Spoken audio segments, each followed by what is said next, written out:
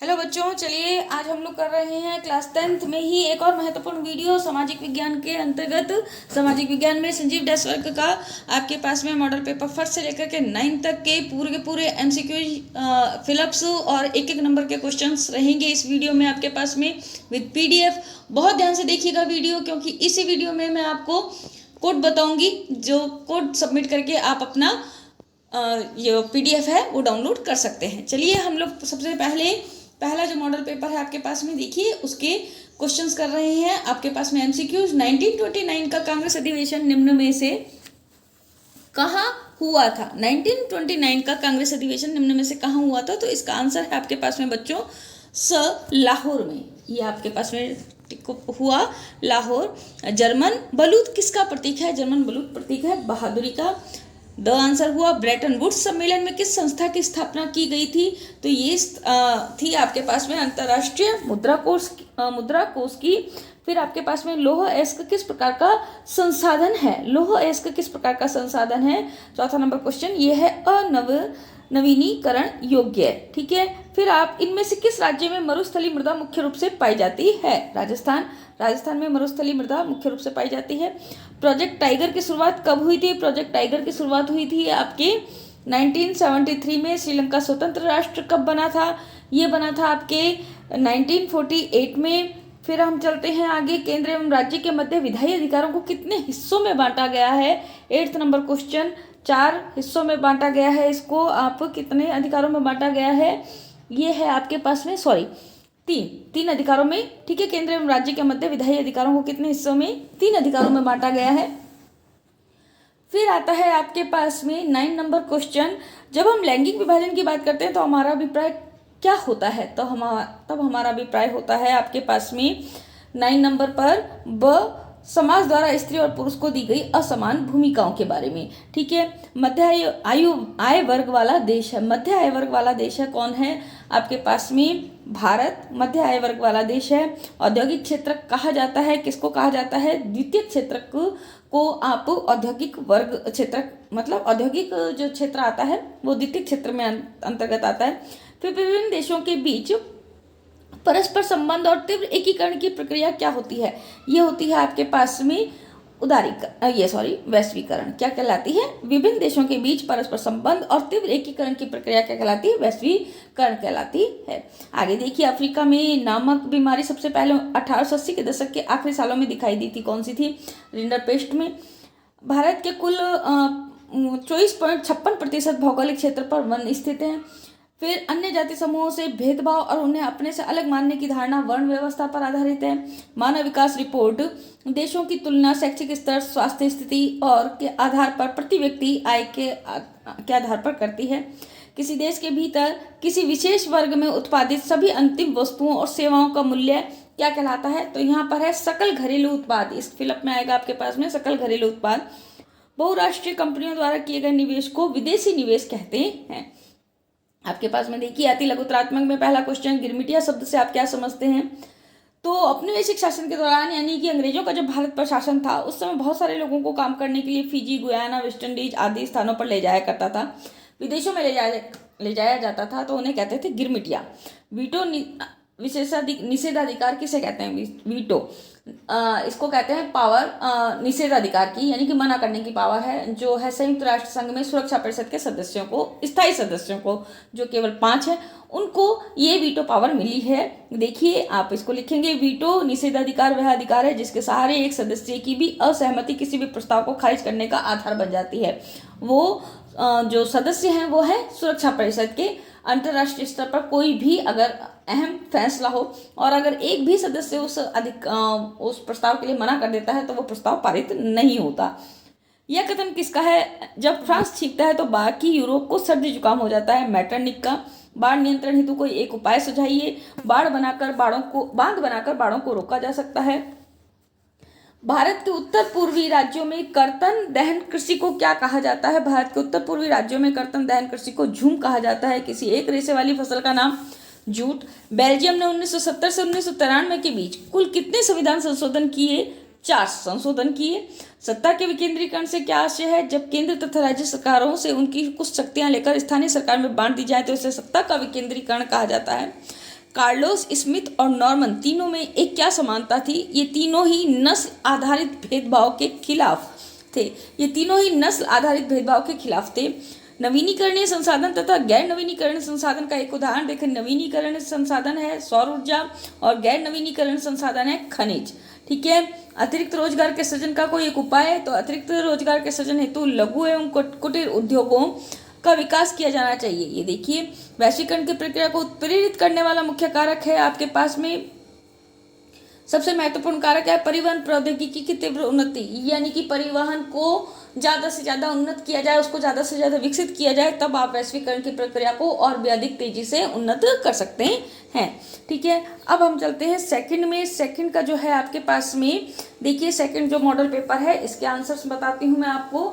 Second जो है आपके पास में इसके हम मॉडल पेपर के इसके आंसर्स खोलेंगे। इसके अंदर के देखिए आपके पास में जो सबसे पहला है क्वेश्चन, जाल वेराइन नामक शुल्क संघ की स्थापना कब की गई? तो इसका आंसर आएगा आपके पास में 1834 ईस्वी में। 1834 ईस्वी में।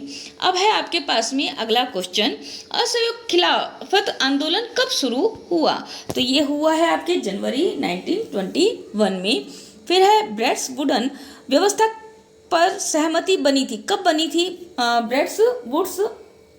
ब्रेटन वुड्स व्यवस्था पर सहमति कब बनी थी? तो इसका आंसर है जुलाई 1944 में। फिर आता है आपके पास में ज्वारीय ऊर्जा निम्नलिखित में से किस प्रकार का संसाधन है? वो है पुनः पूर्ति योग्य। फिर आता है आपके पास में इनमें से किस राज्य में काली मृदा मुख्य रूप से पाई जाती है? काली मृदा में से किस राज्य में पाई जाती है? तो वो आएगा आपके पास में महाराष्ट्र में। महाराष्ट्र में काली मृदा मुख्य रूप से पाई जाती है। 5 हो गए आपके पास में। छठा देखिए, बाघ संरक्षण का कार्बेट राष्ट्रीय उद्यान भारत के जिस राज्य में स्थित है वह है बाघ संरक्षण का।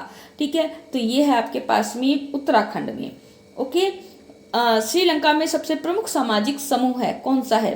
तमिल, जनजातीय, गोंड या सिंहली? सिंहली। तो ये आंसर आ गया आपके पास में सिंहली। फिर साथ आकर संघ बनाने का उदाहरण है। साथ आकर के संघ बनाने का उदाहरण है संयुक्त राज्य अमेरिका। निम्न में से कौन सी रोपण फसल नहीं है?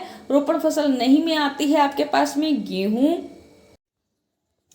ये देखिए 10 नंबर क्वेश्चन आपके पास में सामान्यतः है किसी देश का विकास किस आधार पर निर्धारित किया जाता है? आपको 4 ऑप्शन दिख रहे हैं, प्रति व्यक्ति आय, औसत साक्षरता स्तर, लोगों की स्वास्थ्य स्थिति या उपरोक्त सभी। तो इसका आंसर है उपरोक्त सभी। अब हम आगे चलेंगे। अगला क्वेश्चन 11 नंबर, निम्न में से कौन सी क्रिया अथवा कार्य तृतीय क्षेत्र का नहीं है?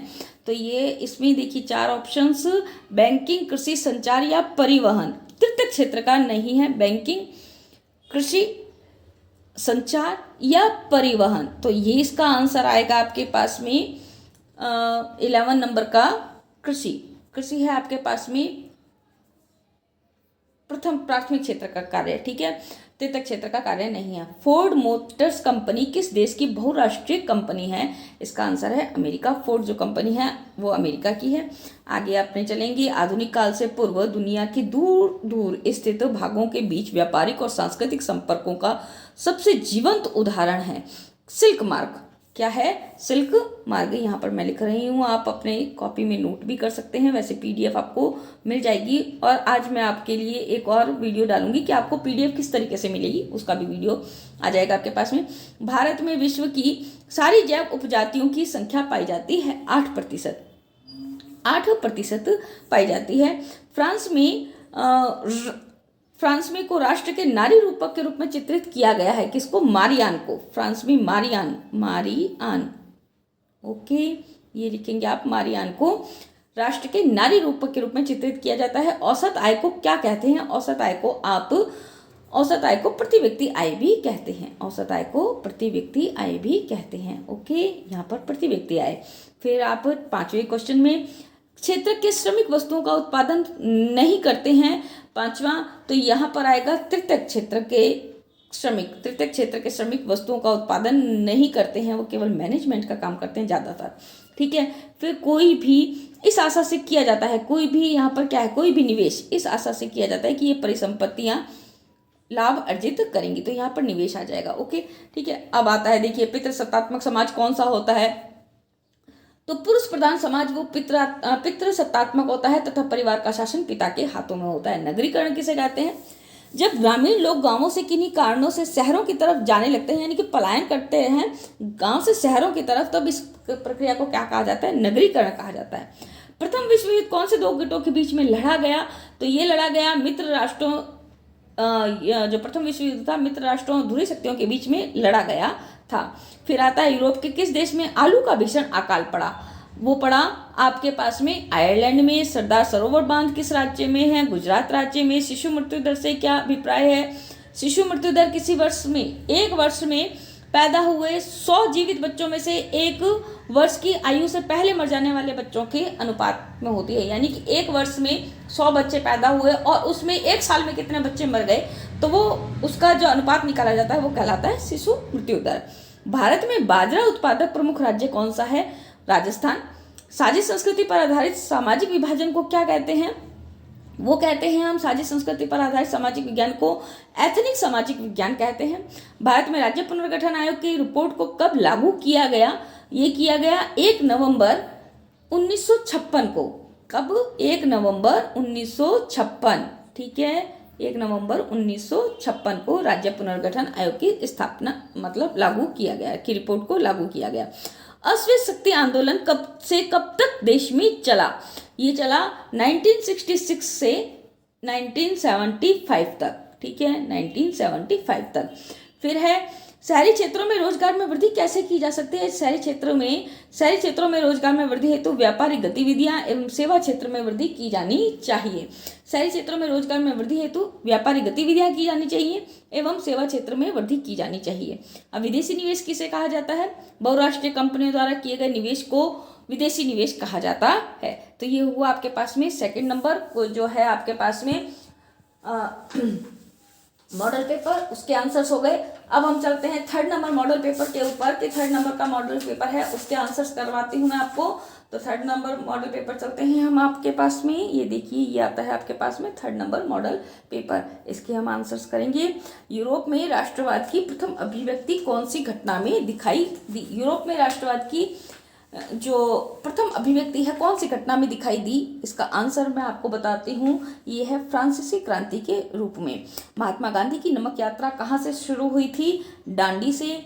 फिर आधुनिक काल से पहले विश्व के विभिन्न देशों के बीच व्यापारिक और सांस्कृतिक संपर्क स्थापित करने वाला मार्ग कौन सा था?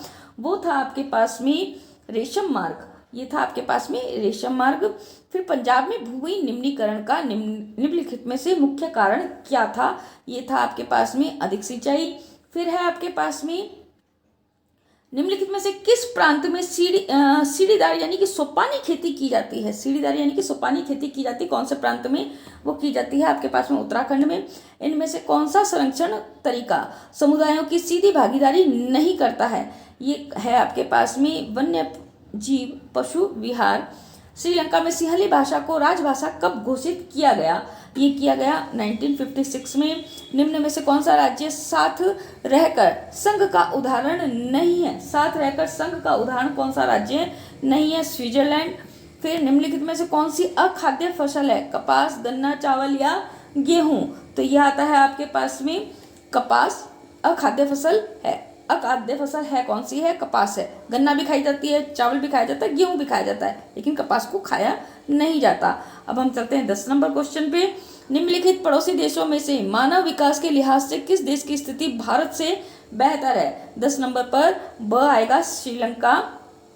श्रीलंका की स्थिति मानव विकास के लिहाज से बहुत बेहतर है। फिर आता है आर्थिक कार्यों के प्राथमिक क्षेत्र को कहा जाता है, आर्थिक कार्य में यहाँ पर कहा जाता है कृषि एवं सहायक क्षेत्र को प्राथमिक क्षेत्र कहा जाता है। वैश्वीकरण ने जीवन स्तर के सुधार में सहायता पहुंचाई है विकसित देशों के लोगों के। ठीक है, अब आते हैं हम चलते हैं चलो बच्चों इसके फिलिप्स में। तो यहाँ पर फिलिप्स में है, देखिए आपके पास में 6 फिलिप्स हैं। वर्ष में विश्वव्यापी महामंदी अपने चरम पर थी 1931 में। ठीक है, ये 1931 है। इसको एक बार मिटाते हैं वापस। 31। ओके, ये लिख दिया। शेर पूंछ वाला बंदर एक जाति है संकटग्रस्त, यहाँ पर संकटग्रस्त आएगा। फिर आपके ने एक कूटनीतिक संधि द्वारा फ्रांस की सैनिक सहायता प्राप्त कर 1859 में ऑस्ट्रिया की सेनाओं को पराजित किया था। काबूर, यहाँ पर आएगा काबूर। तीसरे नंबर पर आएगा आपके पास में काबूर। ठीक है, इसको वापस लिखते हैं, काबूर। ओके, ये आता है काबूल। फिर आता है यदि वेतनभोगी महिलाएं कार्य करती हैं तो घर और समाज में उनका आदर बढ़ जाता है। फिर क्षेत्र के अधिकांश श्रमिकों को रोजगार सुरक्षा प्राप्त होती है। संगठित क्षेत्र के अधिकांश श्रमिकों को रोजगार की सुरक्षा प्राप्त होती है। फिर बहुराष्ट्रीय कंपनियों की प्रक्रिया में महत्वपूर्ण भूमिका निभा रही है वैश्वीकरण। बहुराष्ट्रीय कंपनियां वैश्वीकरण की प्रक्रिया में मुख्य भूमिका निभा रही हैं। तो यहाँ पर आ जाएगा आपके पास में वैश्वीकरण। फिर आता है आपके पास में चलिए पहला क्वेश्चन जो आता है, भूमंडलीकृत विश्व बनने की प्रक्रिया में सहायक तत्वों का उल्लेख कीजिए। तो यहाँ पर जो आपके पास में आता है व्यापार, सहायक तत्व है यहाँ पर व्यापार। 16वीं शताब्दी में दुनिया सिकुड़ने लगी थी। इसका क्या अर्थ है? काम की तलाश में एक स्थान से दूसरे स्थान पर जाने वाले लोग, इसलिए क्या कहते हैं कि 16वीं शताब्दी में दुनिया सिकुड़ने लगी थी, क्योंकि काम के लिए लोग एक स्थान से दूसरे स्थान पर जा रहे थे। सन 2000। अब देखिए आपके पास में थर्ड नंबर क्वेश्चन है। इसके अंदर 12 क्वेश्चन है बेटा। बच्चों मैं अगर सबके आंसर्स बोलूँगी तो बहुत ज़्यादा टाइम लगेगा, ठीक है ना। तो इसलिए आपके यह आंसर्स आपको 12 क्वेश्चंस के आपको PDF में मिल जाएंगे, ठीक है। अब हम चलते हैं मॉडल पेपर 4 के ऊपर। मॉडल पेपर 4 के अंदर हम MCQs और फिलअप्स, इसके केवल आंसर्स मैं आपको बोल करके बता रही हूँ ताकि थोड़ा आप लोगों को समझ में भी आ जाए कि भाई हाँ ये आंसर्स हैं हमारे पास में, और मैडम ने इस तरीके से बोल करके बता दिए हैं। और आपको PDF अवेलेबल करने का भी तरीका, कई बच्चे PDF अवेलेबल नहीं कर पा रहे हैं, उनसे डाउनलोड भी नहीं हो पा रही, उनको मिल भी नहीं रही, उनको पता भी नहीं चल रहा है कि हाँ डिस्क्रिप्शन बॉक्स कौन सा है। तो इसका भी वीडियो जल्दी ही बना करके आजकल में आप लोगों के पास में ये वीडियो भी आ जाएगा कि किस तरीके से आपको PDF डाउनलोड करनी है, ठीक है। लेकिन बिल्कुल भी स्किप करके वीडियो नहीं देखना है, क्योंकि मैं आपको कोड जल्दी ही बताऊंगी। तो आपको बिल्कुल ध्यान से वीडियो को देखते जाना है, और कोड को जब आपको कोड मालूम चलेगा, कोड ही सबमिट करोगे तभी आपके लिए PDF ओपन होगी, अन्यथा नहीं होगी। देखिए मॉडल पेपर 4 है, उसका जो आपके पास में नेपोलियन संहिता का निर्माण हुआ था, इसका आंसर है आपके पास में नेपोलियन संहिता का निर्माण हुआ था 1804 में। फिर रोलट एक्ट पारित हुआ था 1919 में। फिर आता है आपके पास में 1890 में अफ्रीका में जो घातक बीमारी पशुओं में फैल गई थी वह कौन सी थी? तो वो थी आपके पास में रिंडरपेस्ट, ठीक है। फिर आता है निम्नलिखित में से कौन सा जैव संसाधन है? वो है निम्न में से कौन सा जैव संसाधन है? पशुधन जैव संसाधन है, ठीक है। फिर निम्न में से किस राज्य में लाल और पीली मृदा पाई जाती है? उड़ीसा, यहाँ आ जाता है आपके पास में ऑप्शन उड़ीसा। फिर सरिस्का बाघ रिजर्व किस राज्य में स्थित है? राजस्थान। श्रीलंका में गृह युद्ध का अंत कब हुआ था? 8 नंबर क्वेश्चन, 2009 में गृह युद्ध का अंत हो गया था। फिर भारत में केंद्र और राज्य दोनों को कानून बनाने का अधिकार दिया गया है। कौन से विषयों पर? संघ सूची के विषयों पर, राज्य सूची के विषयों पर, समवर्ती सूची के विषयों पर, या अवशिष्ट विषयों पर? तो यहाँ पर 8वें में आएगा आपके पास में समवर्ती सूची के विषयों पर। विश्व में चावल का सबसे बड़ा उत्पादक देश कौन सा है? 9 नंबर क्वेश्चन, ये है आपके पास में चीन। फिर आता है भारत किस आय वर्ग के देशों में आता है? भारत किस आय वर्ग के देशों में आता है? तो 10 नंबर क्वेश्चन, ये आता है आपके पास में मध्य आय वर्ग में। फिर आता है आपके पास में सार्वजनिक और निजी क्षेत्र किस आधार पर विभाजित हैं? तो ये है उद्यमों के स्वामित्व के आधार पर। फिर 12 नंबर, विश्व के देशों में बहुराष्ट्रीय कंपनियों द्वारा निवेश का सबसे अधिक सामान्य मार्ग है? कौन सा मार्ग है? ये आपके पास में आंसर है। देखिए नए कारखानों की स्थापना करना, स्थानीय कंपनियों की खरीद लेना, या स्थानीय कंपनियों से साझेदारी करना, या उपयुक्त में से कोई नहीं। तो इसका आंसर आता है आपके पास में स्थानीय कंपनियों को खरीद लेना। ये आंसर हो गया आपके पास में। विश्व के देशों में बहुराष्ट्रीय कंपनियों द्वारा निवेश का सबसे अधिक सामान्य मार्ग है स्थानीय कंपनियों को खरीद लेना, ठीक है। अब हम चलते हैं आपके पास में फिलअप्स पे। 19वीं सदी में यूरोप के लगभग अमेरिका और ऑस्ट्रेलिया में जाकर के बस गए, ठीक है। तो यहाँ पर कितने करोड़ लोग? 5 करोड़ लोग। कितने करोड़ लोग हैं आपके पास में? 5 करोड़ लोग, ठीक है, 5 करोड़ लोग। फिर के एकल रोपण से दक्षिण भारत में अन्य प्राकृतिक वन बर्बाद हो गए। सागवान, सागवान के रोपण से, ठीक है, सागवान के पेड़ों के रोपण से जो है दक्षिण भारत के अन्य प्राकृतिक वन बर्बाद हो गए। फिर बिस्मार्क, बिस्मार्क ने डेनमार्क, ऑस्ट्रिया तथा फ्रांस को पराजित कर जर्मनी का एकीकरण पूरा किया। तो यहाँ पर आपके पास में आता है बिस्मार्क। बिस्मार्क ने जर्मनी के एकीकरण में अपनी महत्वपूर्ण भूमिका निभाई। और आपको एक और क्वेश्चन इससे रिलेटेड बता देती हूँ कि भारत में बिस्मार्क की जो उपाधि दी गई है वो सरदार वल्लभ भाई पटेल को दी गई है, क्योंकि उन्होंने देशी राज्यों का जो एक विलयीकरण था पूरे अखंड भारत में, उसमें महत्वपूर्ण भूमिका निभाई थी सरदार वल्लभ भाई पटेल को, इसलिए उनको भारत का बिस्मार्क कहा जाता है। फिर आता है आपके पास में चौथा नंबर क्वेश्चन, के लिए लोग मिले जुले लक्ष्यों को देखते हैं। यहाँ पर आता है आपके पास में विकास के लिए, तो यहाँ पर आएगा आपके पास में विकास के लिए लोग मिले जुले लक्ष्यों को देखते हैं। फिर आता है प्राथमिक, द्वितीयक और तृतीयक क्षेत्र की गतिविधियां क्या हैं। ये आता है आपके पास में 5 नंबर क्वेश्चन के लिए परस्पर निर्भर गतिविधियां हैं, ठीक है। यहाँ पर प्राथमिक, द्वितीयक और तृतीयक क्षेत्र की गतिविधियां परस्पर निर्भर हैं। आयात पर कर व्यापार का एक उदाहरण है। कौन सा? अवरोधक का। आयात पर कर व्यापार अवरोधक का एक उदाहरण है। किसका उदाहरण है? अवरोधक का। अब देखिए बच्चों, आपके पास में जो आगे है, केनाल कॉलोनी से आप क्या समझते हैं, लिंगानुपात से क्या आप समझते हैं, ठीक है। द्वितीय विश्व युद्ध में शामिल होने वाली धुरी राष्ट्रियां कौन कौन सी थी? जर्मनी, जापान और इटली। सांप्रदायिक राजनीति क्या कहलाती है, ठीक है। पृथ्वी का कितना भाग जल से घिरा हुआ है? 3/4 भाग। राष्ट्रीय आय को परिभाषित करना है आपको। भारत में किस फसल को सुनहरा रेशा कहा जाता है? जूट को कहा जाता है। फिर संघवाद से क्या आशय है? फिर आता है सामाजिक विभाजन कब होता है, तो ये हो गया। फिर आता है आपके पास में वैश्वीकरण वर्तमान में किस क्षेत्र में परिसंपत्तियों का स्वामित्व एवं सेवाओं का संचालन सरकार के हाथों में होता है।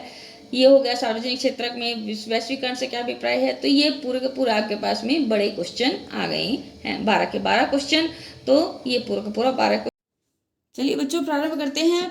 5 नंबर मॉडल पेपर है आपके पास में, जिसके अंदर सेक्शन ए के अंतर्गत आपके पास में पुनः देखिए जो है आपके पास में एमसीक्यूज। यंग इटली की स्थापना किसने की थी? इसके आंसर्स कर रहे हैं हम। जूसेपे मैस्सीनी ने। बारदोली सत्याग्रह का नेतृत्व किसने किया था? वल्लभ भाई पटेल ने। प्रथम विश्व युद्ध से पहले दुनिया की सबसे बड़ी अर्थव्यवस्था किसकी थी? ब्रिटेन की थी। तो ये आपके पास में आपको करना है, राइट करना है, जो आपको करना है ब्रिटेन को। नवीकरण योग्य संसाधन है पवन ऊर्जा, वन, जल या उपयुक्त सभी? तो उपयुक्त सभी। भारत का संपूर्ण उत्तरी मैदान जिस प्रकार की मृदा से बना है वह है जलोढ़ मृदा। इनमें से कौन सी टिप्पणी प्राकृतिक वनस्पति जात और प्राणी जात के ह्रास का सही कारण नहीं है? वो आंसर है आपके पास में पशुचारण और ईंधन लकड़ी एकत्रित करना। फिर आता है यूरोपीय संघ का मुख्यालय कहाँ है? 7 नंबर क्वेश्चन पर वो है आपके पास में ब्रुसेल्स में यूरोपीय संघ का मुख्यालय है। फिर आपके पास में आता है भारत में जिस भाषा को राजभाषा का दर्जा दिया गया है वो है हिंदी। निम्न में से खरीफ की फसल है। खरीफ की फसल कौन सी है? बाजरा है। मान लीजिए कि एक देश में 4 परिवार हैं। इन परिवारों की प्रति व्यक्ति आय 5,000 रुपये है। अगर 3 परिवारों की आय क्रमशः 4,000, 7,000 और 3,000 रुपये है, तो चौथे परिवार की आय क्या होगी? तो इसका आंसर आपके पास में 10 नंबर का है 6,000 रुपये। क्या आंसर आएगा आपके पास में? 6,000 रुपये। फिर प्राथमिक क्षेत्र में सम्मिलित आर्थिक गतिविधि है कृषि, डेयरी, मत्स्य या उपयुक्त सभी। तो 11 नंबर पर आपके पास में सभी आएगा, ये उपयुक्त सभी, कृषि भी, डेयरी भी और मत्स्य पालन भी, यानी कि मछली पालन भी।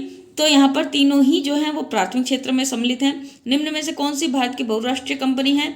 भारत की बहुराष्ट्रीय कंपनी टाटा मोटर्स है, जो भारत की बहुराष्ट्रीय कंपनी है। फोर्ड अमेरिका की है, ठीक है। तो ये मैंने आपको बता दिया। अब देखिए आपके पास में रिक्त स्थान आते हैं। जो सबसे पहला रिक्त स्थान है, का निर्यात तभी संभव हो पाया जब जहाजों को ठंडा रखने की व्यवस्था कर ली गई। तो यहाँ पर मांस आएगा। जो सबसे पहले आएगा आपके पास में आंसर वो आएगा मांस। मांस का निर्यात तभी संभव हो पाया जब जहाजों को ठंडा रखने की व्यवस्था कर ली गई।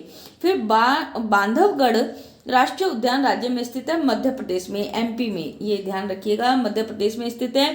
फिर 1832 में कुस्तुनतुनिया की संधि के द्वारा को स्वतंत्र राष्ट्र की मान्यता प्राप्त हुई यूनान को 1832 में जो कुस्तुनतुनिया की संधि हुई उसमें यूनान को स्वतंत्र राष्ट्र की मान्यता प्राप्त हुई।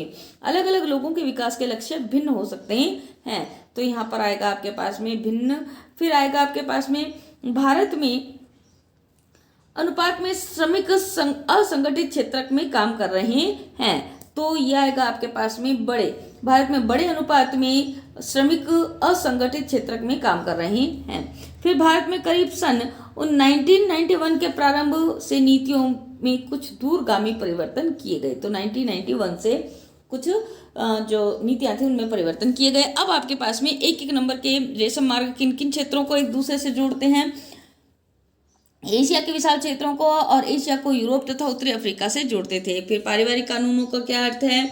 जो पारिवारिक मसलों, विवाह, गोद, तलाक, उत्तराधिकार आदि को हल करने के लिए बने, वो पारिवारिक कानूनों के अंतर्गत आते हैं। द्वितीय विश्व युद्ध के बारे में दो महाशक्तियों का उदय हुआ, संयुक्त राज्य अमेरिका और सोवियत संघ। जातिवाद से क्या आशय है? इनके क्वेश्चंस मैं आपको पूरा नहीं बोलूंगी बच्चों, क्योंकि बहुत लंबा वीडियो बन जाएगा। इतना लंबा वीडियो आप देखने में भी बोर हो जाते हैं। तो ये देखिए आपके पास में 12 जो क्वेश्चंस हैं, इनके आंसर्स आपको आगे PDF में मिल जाएंगे। अब हम करेंगे 6 नंबर का जो मॉडल पेपर है उसके क्वेश्चंस जो है MCQs और फिलअप्स। देखिए काबूर कौन था? काबूर कौन था? तो इसका आंसर है आपके पास में छठे का सार्डिनिया पिडमेंट का प्रधानमंत्री था काबूर। तो ये आ जाएगा आपके पास में काबूर का आंसर, सार्डिनिया पिडमेंट का प्रधानमंत्री था। ठीक है। साइमन कमीशन भारत कब पहुंचा था? तो इसका आंसर है आपके पास में 1928 में साइमन कमीशन भारत पहुंचा था। विश्वव्यापी आर्थिक मंदी का सबसे बुरा असर पड़ा किस पर पड़ा? अमेरिका पर पड़ा। फिर गैर कृषि प्रयोजनों में लगाई गई भूमि में नहीं आती, गैर कृषि प्रयोजनों में लगाई गई भूमि में नहीं आती। चौथा क्वेश्चन का आंसर है आपके पास में पहाड़ी चट्टानें, ये इसमें नहीं आती है। गुजरात व राजस्थान में भूमि निम्नीकरण का मुख्य कारण है। गुजरात और राजस्थान में भूमि निम्नीकरण का क्या प्रमुख कारण है? पांचवे का आंसर आपके पास में आएगा अति पशुचारण, यानी कि यहाँ पर पशुओं की संख्या अधिक है इसलिए। निम्न में से कौन सी लुप्त जाति है? लुप्त जाति कौन सी है? एशियाई चीता लुप्त जाति में आता है। बेल्जियम में केंद्रीय और राज्य सरकार के अलावा तीसरे स्तर की कौन सी सरकार होती है? वो है आपके पास में सामुदायिक सरकार, सामुदायिक सरकार होती है बेल्जियम में केंद्रीय और राज्य सरकार के अलावा। ग्राम पंचायत के अध्यक्ष को क्या कहा जाता है? ग्राम पंचायत के अध्यक्ष को कहा जाता है सरपंच। फिर आता है निम्नलिखित में से कौन सा उस प्रणाली को दर्शाता है जिसमें एक ही फसल लंबे चौड़े क्षेत्र में उगाई जाती है? एक ही फसल जब लंबे चौड़े क्षेत्र में उगाई जाती है तो उसे कहते हैं रोपण कृषि। फिर आता है निम्न में से गैर नवीनीकरणीय संसाधन है, कौन सा है? कच्चा तेल। फिर आएगा आपके पास में निम्न में से निजी क्षेत्र का उदाहरण है, निम्न में से निजी क्षेत्र का उदाहरण आता है रिलायंस इंडस्ट्रीज लिमिटेड, भारतीय रेलवे, डाकघर, उपयुक्त सभी। ये सारे के सब भारतीय रेलवे निजी क्षेत्र में नहीं है, डाकघर भी निजी क्षेत्र में नहीं है, रिलायंस है जो निजी। ये 6 नंबर पर आपके पास में लास्ट MCQs है, वह है कंपनी जो एक से अधिक देशों में उत्पादन पर नियंत्रण और स्वामित्व रखती है, क्या कहलाती है? तो कहलाती है आपके पास में बहुराष्ट्रीय कंपनी। ये आंसर हो गया आपके पास में बहुराष्ट्रीय कंपनी। अब हम आगे चलेंगे। रिक्त स्थानों की पूर्ति करनी है बच्चों। तो देखिए 19वीं सदी को मजदूरों की अनुबंध व्यवस्था को बहुत सारे लोगों ने का नाम भी दिया, तो नई दास प्रथा का नाम भी दिया। तो यहाँ पर आएगा आपके पास में नई दास प्रथा, नई दास प्रथा का नाम भी दिया गया। फिर आता है कौन से सन में उड़ीसा राज्य ने संयुक्त वन प्रबंधन का पहला प्रस्ताव पारित किया? तो ये था 1988। 1988 में उड़ीसा राज्य ने संयुक्त वन प्रबंधन का पहला प्रस्ताव पारित किया। फिर United kingdom of great Britain का गठन हुआ सन 1707 में, ये सन है आपके पास में 1707। फिर है आपके पास में गिरावट के परिणाम राष्ट्रीय और राज्य सीमाओं का ख्याल नहीं करते। पर्यावरण में गिरावट के परिणाम राष्ट्रीय और राज्य सीमाओं का ख्याल नहीं करते। कपास एक प्राकृतिक उत्पाद है और कपड़ा कौन सा उत्पाद है? विनिर्मित। कपड़ा विनिर्मित उत्पाद है, कपास प्राकृतिक उत्पाद है, जबकि कपास से आप कपड़े का निर्माण करते हैं तो कपड़ा विनिर्मित उत्पाद हो गया। वर्तमान में विश्व के लगभग देश विश्व व्यापार के संगठन के सदस्य हैं 164, 164 देश विश्व व्यापार संगठन यानी कि WTO के आपके पास में उसके सदस्य हैं, वर्ल्ड ट्रेड ऑर्गेनाइजेशन के। फिर आपके पास में ये देखिए एक एक पंक्ति के 19वीं शताब्दी में यूरोप के लोग किन महाद्वीपों में जाकर प्रति व्यक्ति आय से प्रथम विश्व युद्ध के बाद विश्व को किस संकट का सामना करना पड़ा, जेनेरिक इंजीनियरिंग का महत्व, ये सारे के सारे आपके पास में। खुली बेरोजगारी का क्या अभिप्राय, विश्व व्यापार संगठन की स्थापना क्यों की गई। अब हम चलते हैं 7 नंबर जो आपके पास में आता है, 7 नंबर का मॉडल पेपर, इसके अंदर चलते हैं। ये देखिए इसके क्वेश्चंस, इसके MCQs करते हैं हम। 7 नंबर क्वेश्चंस, 7 नंबर जो है आपके पास में मॉडल पेपर इसके करते हैं। तो देखिए आपके पास में जो सबसे पहला क्वेश्चन है, वियना सम्मेलन आयोजित किया गया कौन से सन में आयोजित किया गया? 1815 में। वियना है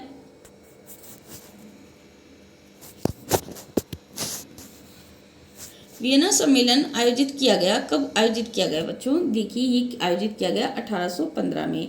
फिर हिंद स्वराज नामक पुस्तक की रचना किसने की थी? तो वो की थी आपके पास में महात्मा गांधी ने। हिंद स्वराज की जो पुस्तक थी वो लिखी महात्मा गांधी ने। 18वीं शताब्दी के अंत में विश्व व्यापार का सबसे बड़ा केंद्र कौन सा था? तो ये है आपके पास में यूरोप। फिर आता है, वे संसाधन जो किसी प्रदेश में विद्यमान होते हैं परंतु इनका उपयोग नहीं किया गया है, क्या कहलाते हैं? फिर इसका आता है संभावित संसाधन। संभावित संसाधन कहलाते हैं ये। संसाधनों के अंधाधुंध दोहन का परिणाम है। संसाधनों के अंधाधुंध दोहन का परिणाम क्या है? देखिए, भूमंडलीय तापन, भूमि निम्नीकरण, ओजोन पर क्षय, ये उपयुक्त सभी, तो उपयुक्त सभी। फिर आता है, चिपको आंदोलन का संबंध किस क्षेत्र से है? तो इसका आंसर है आपके पास में हिमालय क्षेत्र से है। फिर बेल्जियम की राजधानी ब्रुसेल्स के अधिकतर लोग कौन सी भाषा बोलते थे? इसका आंसर है आपके पास में फ्रेंच। फिर निम्नलिखित में से किस देश की सरकार एकात्मक है? जो देश दे रखे हैं उनमें से किस देश की सरकार एकात्मक है? 8th का श्रीलंका है, श्रीलंका। इनमें से कौन सी रबी की फसल है? चावल, मोटे अनाज, चना या कपास? तो इनमें से जो आपके पास में रबी की फसल है वो है चना। फिर है आपके पास में अगला क्वेश्चन, निम्न में से जो नवकरणीय साधन है वह है क्या है? 10वें का आपके पास में आंसर आएगा जल। नवकरणीय साधन है वो है आपके पास में जल। फिर विकास की प्रारंभिक अवस्थाओं में आर्थिक सक्रियता का सबसे महत्वपूर्ण क्षेत्रक रहा है। 8th नंबर पर आपके पास में क्वेश्चन है अप्राथमिक। फिर सरकार द्वारा अवरोधों प्रतिबंधों को हटाने की प्रक्रिया जिस नाम से जानी जाती है वो है आपके पास में उदारीकरण। प्रतिबंधों को हटाने की जो प्रक्रिया है वो उदारीकरण के नाम से जानी जाती है। फिर आगे चलेंगे हम। देखिए आपके पास में खाली स्थान आते हैं, रिक्त स्थान। प्रथम विश्व युद्ध मित्र राष्ट्रों और धुरी राष्ट्रों के बीच में लड़ा गया। यहाँ पर आपके पास में आंसर आएगा, वो आएगा बच्चों धुरी राष्ट्र। ठीक है, तो धुरी राष्ट्रों के बीच में लड़ा गया। तो यहाँ आंसर आपको लिखना है, सॉरी, ये आंसर यहाँ पर लिखा जाएगा आपको धुरी राष्ट्र, ये यहाँ पर लिखा जाएगा धुरी। ठीक है, अब आता है, मानव और दूसरे जीवधारी मिलकर एक जटिल तंत्र का निर्माण करते हैं जिसे कौन सा तंत्र कहते हैं? पारिस्थितिकी तंत्र कहते हैं। कि एकीकरण में बिस्मार्क की प्रमुख भूमिका थी। जर्मनी के एकीकरण में यहाँ पर आएगा आपके पास में, जर्मनी के एकीकरण में बिस्मार्क की प्रमुख भूमिका थी। यहाँ पर आता है चौथा क्वेश्चन, एक लेखा वर्ष में किसी देश में उत्पादित अंतिम वस्तुओं और सेवाओं के बाजार मूल्य को जोड़ को कौन सी आय कहते हैं? राष्ट्रीय आय कहते हैं। क्षेत्रक अन्य क्षेत्रों के विकास में मदद पहुंचाता है, तो वह है राष्ट्रीय क्षेत्रक अन्य क्षेत्रकों के विकास में मदद पहुंचाता है। 6ठे का आंसर आएगा आपके पास में पांचवा जो है ये है क्षेत्रक अन्य क्षेत्रकों के विकास में मदद पहुंचाता है, तो 5वें का आंसर आपके पास में आएगा। तृतीय क्षेत्रक अन्य क्षेत्रकों के विकास में मदद पहुंचाता है। 6ठा है का मुख्य कार्य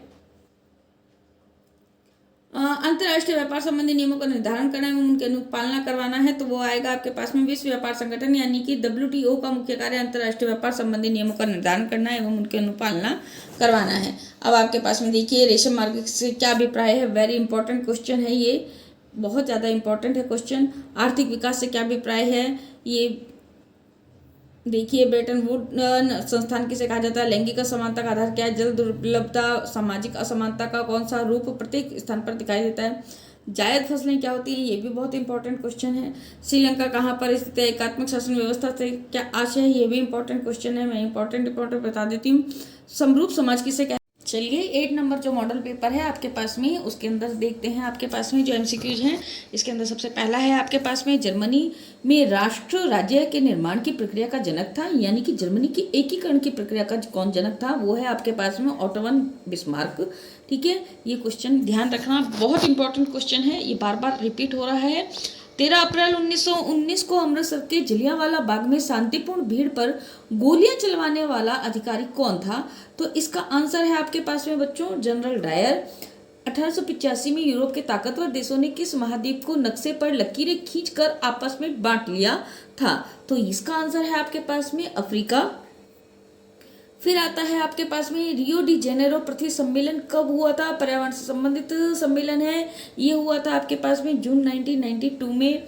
हमारे देश में राष्ट्रीय वन नीति 1952 द्वारा निर्धारित वनों के अंतर्गत कितने प्रतिशत भौगोलिक क्षेत्र वांछित हैं, तो इसका आंसर आपके पास में आएगा 33%। कितने प्रतिशत है? 33%। ये आंसर हो गया। भूमि पर रहने वाला दुनिया का सबसे तेज स्तनधारी प्राणी है, वो है आपके पास में चीता। यह आंसर है आपके पास में। इनमें से कौन सी फलीदार फसल है? दालें, मोटे अनाज, ज्वार या तिल? तो इसके अंदर आंसर है आपके पास में दालें। फलीदार फसल है दालें। श्रीलंका में जिस धर्म के लोग सर्वाधिक हैं वह है, ये है आपके पास में हिंदू, मुसलमान, ईसाई या बौद्ध? तो यहाँ पर आएगा आपके पास में बौद्ध धर्म के जो हैं वो लोग सबसे ज़्यादा हैं। फिर आता है जिस देश में प्रांतीय सरकारों को अधिकार केंद्र सरकार द्वारा दिए जाते हैं और केंद्रीय सरकार उन्हें प्रांतीय सरकारों से वापस भी ले सकती है, उस देश की सरकार को क्या कहते हैं? तो ये कहते हैं हम एकात्मक सरकार। क्या कहते हैं इसको? हम एकात्मक सरकार कहते हैं। विश्व बैंक की विश्व विकास रिपोर्ट में देशों का वर्गीकरण जिस आधार पर किया जाता है वह है 10वें का आंसर आपके पास में प्रति व्यक्ति आय के आधार पर। भारत में सबसे बड़ा नियोक्ता क्षेत्रक है, वो है आपके पास में प्राथमिक। भारत में सबसे बड़ा नियोक्ता क्षेत्रक है प्राथमिक, यानी कि कृषि बाहुल्य देश है हमारा भारत, तो प्राथमिक क्षेत्रक जो है वो सबसे बड़ा नियोक्ता है। वैश्वीकरण और प्रतिस्पर्धा के दबाव में सर्वाधिक प्रभावित हुए हैं, कौन प्रभावित हुए हैं? इसके अंदर आंसर आएगा श्रमिक सबसे ज़्यादा प्रभावित हुए हैं। अब हम चलते हैं ये खालिस्तान में वियना सम्मेलन की मेजबानी ऑस्ट्रिया के चांसलर ने की थी। कौन सा चांसलर था? ड्यूक मैटरनिक ने की थी वियना सम्मेलन की मेजबानी। फिर ब्रिटिश सरकार ने जिन कानूनों के सहारे मक्का के आयात पर पाबंदी लगा दी थी उन्हें कहते हैं कॉर्न लॉ। उसे कहते हैं हम कॉर्न लॉ, ठीक है। तो यहाँ पर आप लिखेंगे कॉर्न लॉ। ओके, फिर हम लिखते हैं, देखिए अगला जो क्वेश्चन है वो है आपके पास में हिमालयन यह एक सदाबहार वृक्ष है जो हिमाचल प्रदेश और अरुणाचल प्रदेश के कई क्षेत्रों में पाया जाता है। सदाबहार औषधीय वृक्ष है, ठीक है। हिमालयन यह एक सदाबहार औषधीय वृक्ष है जो हिमाचल प्रदेश और अरुणाचल प्रदेश के कई क्षेत्रों में पाया जाता है। किसी देश की कुल आय को उसकी कुल जनसंख्या से भाग देकर के आय निकाली जाती है, तो औसत आय निकाली जाती है। यहाँ पर आपके पास में औसत आय आएगा। अंतिम वस्तुओं के मूल्य में वस्तुओं का मूल्य पहले से ही शामिल होता है, मध्यवर्ती वस्तुओं का मूल्य पहले से ही शामिल होता है। 5वें का ये हो गया। अब आपके पास में बढ़ते विदेशी व्यापार और विदेशी निवेश के प्रभाव का अर्थ है उत्पादकों के बीच अधिकतर प्रतिस्पर्धा। ये इसका आंसर आएगा, उत्पादकों के बीच अधिकतम प्रतिस्पर्धा। तो ये हो गया आपके पास में। अब हम चलते हैं, देखिए ये छोटे क्वेश्चंस आते हैं आपके पास में 1-1 नंबर के। हायर परचेज की व्यवस्था किन्हीं 2 लुप्त जातियों के नाम, भारत के प्रमुख रेशेदार फसलों के नाम, भारत का पड़ोसी द्वीपीय देश कौन सा, श्रीलंका में व्यवहारिक रूप से कौन सी शासन व्यवस्था, ग्रेट ब्रिटेन में ईसाई आबादी किन 2 पंथों में विभाजित। इन सब के आपके पास में आंसर्स उसके अंदर मिल जाएंगे 11 और 12। अब हम चलते हैं मॉडल पेपर 9 में। मैं बहुत जल्दी आप लोगों को अब बता रही हूँ, बिना स्किप किए वीडियो देखना है आपको, ताकि आपको जो कोड है पीडीएफ का वो प्राप्त हो जाए। तो देखिए आज की पीडीएफ का कोड मैं बताती हूँ आपको। आज की इस पीडीएफ का कोड है SHARDA। देखिए बच्चों, कहीं पे भी आपको बड़े अक्षरों में, यानी कि कोई भी लेटर आपको कैपिटल लेटर्स में नहीं लिखना है, सभी स्मॉल लेटर्स में SHARDA। देन आप लिखेंगे आज SHARDA 9 करके आप जो लिखेंगे कोड सबमिट करेंगे। कोई स्पेस नहीं है, कोई भी कुछ नहीं है। और जब इस करते हैं, सबमिट करते हैं, डिस्क्रिप्शन बॉक्स में जाकर के लिंक के ऊपर, तब आपके पास में पीडीएफ ओपन होती है और उसके ऊपर डाउनलोड का ऑप्शन आ रखा होता है ऊपर करके, तो वहाँ पर आप डाउनलोड करते हैं तो वो पीडीएफ आपके पास में डाउनलोड होकर के आ जाती है और आप उससे आराम से पढ़ाई कर सकते हैं, ठीक है। अब हम चलते हैं मॉडल पेपर 9 में, जो आपके पास में है। सबसे पहले 1832 की कुस्तुनतुनिया की संधि ने किस देश को एक स्वतंत्र राष्ट्र की मान्यता दी थी? वो थी यूनान को। 1930 में दलित वर्ग एसोसिएशन की स्थापना की थी। किसने की थी? डॉक्टर अंबेडकर ने की थी। 1890 के दशक में जिस महाद्वीप में मवेशी प्लेग रिंडरपेस्ट नामक बीमारी बहुत तेजी से फैली, वह महाद्वीप है, वो है अफ्रीका। फिर स्मॉल इज ब्यूटीफुल पुस्तक के रचयिता कौन है? तो इसका आंसर है आपके पास में सुमेसर। फिर उत्पत्ति के आधार पर संसाधनों का वर्गीकरण किया जा सकता है। उत्पत्ति के आधार पर जैव और अजैव में, किसमें? जैव और अजैव में। पौधे व प्राणियों की वे जातियां जिनके लुप्त होने का खतरा है क्या कहलाती हैं? वे कहलाती हैं संकटग्रस्त जातियां कहलाती हैं। फिर आता है कर्तन दहन प्रणाली की कृषि को इंडोनेशिया में क्या कहा जाता है? जो है आपके पास में कर्तन दहन प्रणाली की कृषि को इंडोनेशिया में क्या कहा जाता है? तो उसको कहा जाता है आपके पास में लदांग। निम्न में से किस देश के साथ बेल्जियम की सीमाएं नहीं लगती हैं? ब्रिटेन की। फिर ब्रिटेन के साथ में बेल्जियम की सीमाएं नहीं लगती हैं। अब हम चलते हैं आगे। देखिए आपके पास में निम्नलिखित में से किस लोकतांत्रिक देश में संघीय व्यवस्था नहीं है? 9 नंबर क्वेश्चन पर आपके पास में आता है इंग्लैंड में नहीं है। भारत में साक्षरता दर के आधार पर सबसे अच्छी स्थिति निम्न में से किस राज्य की है? केरल। ये आपके पास में 10 नंबर का है केरल आंसर। फिर आता है अल्प बेरोजगारी तब होती है जब लोग सुस्त ढंग से काम कर रहे होते अपनी क्षमता से कम काम कर रहे होते हैं, तब होती है अल्प बेरोजगारी। बहुराष्ट्रीय कंपनियां किस दृष्टि से काफ़ी संपन्न होती हैं? तो 12 नंबर का है तकनीकी दृष्टि से, गुणवत्ता की दृष्टि से और वित्त की दृष्टि से, उपयुक्त सभी से। अब हम आगे चलेंगे। इसके अंदर रिक्त स्थानों की पूर्ति देखिए 1834 में प्रसा की पहल पर देखिए बच्चों, अब सबसे जो पहला है आपके पास में 1834 में रिक्त स्थान है। 9वें नंबर जो मॉडल पेपर है उसके अंदर 1834 में प्रसा की पहल पर एक शुल्क संघ जालवे राइन स्थापित किया गया था। 1920 के दशक की अमेरिकी अर्थव्यवस्था की एक बड़ी खासियत थी किसका चलन? वृहत उत्पादन का चलन। भारत जैव विविधता की दृष्टि से एक धनी देश है, यानी कि भारत में जैव विविधता अत्यधिक मात्रा में पाई जाती है। फिर चौथा नंबर क्वेश्चन, विकास के अंतर्गत हम जीवन से जुड़े विभिन्न लक्ष्यों तथा उन्हें प्राप्त करने के उपायों के संबंध में अध्ययन किया जाता है। विकास के अंतर्गत हम जीवन से जुड़े विभिन्न लक्ष्यों तथा उन्हें प्राप्त करने के उपायों के संबंध में अध्ययन किया करते हैं। भारत में प्रतिशत जनसंख्या 5 से 29 आयु के वर्ग की है। 60.4% जो जनसंख्या है आपके पास में वो है आपके पास में 5 से 29 आयु वर्ष की। अंग्रेजों के समय कच्चे माल का निर्यातक एवं निर्मित माल का आयातक था, वो था भारत। ठीक है ना, कच्चा माल का निर्यात और निर्मित माल कौन बनाता था? भारत सबसे ज़्यादा बनाता था। तभी वो 200 साल तक उन्होंने राज्य किया और उसके अंतर्गत भारत की बिल्कुल नींव हिला दी। ठीक है, तो ये था हमारे पास में पूरा का पूरा संजीव डैश वर्क, पूरा का पूरा MCQ सेक्शन आपके पास में ए, जिसके अंतर्गत आपके पास में टोटल ये देखिए सारे के सारे आ रहे हैं, ये 12 के 12 9 नंबर वाले भी, और इसके साथ में आपके पास में आंसर शीट भी आ जाएगी। इसके साथ की आंसर शीट भी आपको अवेलेबल हो जाएगी। ठीक है, तो कैसा लगा वीडियो? अगर और चलिए कैसा लगा आज का मेरा वीडियो? अगर अच्छा लगा हो तो प्लीज़ लाइक कमेंट और शेयर करना बिल्कुल भी ना भूलें। चैनल को भी सब्सक्राइब करना ना भूलें, क्योंकि ऐसे ही महत्वपूर्ण वीडियो आपकी बोर्ड परीक्षाओं के बीच बीच में आते रहेंगे। आज के लिए धन्यवाद, नमस्कार।